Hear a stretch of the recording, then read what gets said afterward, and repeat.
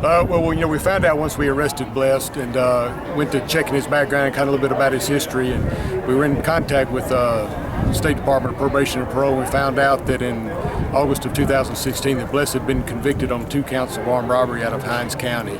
The results of that sentence from Judge Tommy Green at that time was suspended on both counts and on both guilty pleas, and from what we understand, the orders were to release him immediately from custody on a suspended sentence.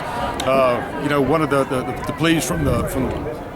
pleas from Madison County law enforcement would certainly be that our local jurisdictions, that when we catch people like this committing violent crimes, that they look at what the sentences are in these crimes, and that they dispense justice appropriately. Blessed Adams is a violent offender, and had Hinds County justice come through like we would expect it to, then we would have had victims up here in Madison. What exactly did he do here in Ridgeland? Blessed right now is currently charged with 1 count of robbery of a liquor store, where he came in and pepper sprayed a female employee of that store.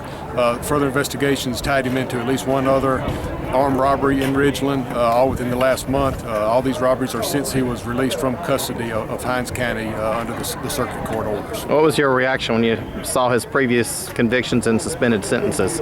Well, it's not unusual for us to bump into people who've been released from custody from the Department of Corrections, and by all means, if people have been rehabilitated and they serve their time and pay their debt to society, then we would want to afford them the opportunity to come back out and be productive members of society. This is one of those cases where Blessed Adams was convicted, and upon his conviction he was immediately released. He never paid his debt to society, and had he done that and had the courts held him to that law that's in place, then we certainly wouldn't be dealing with him in Madison County now. Gotcha. Okay. That's what I need.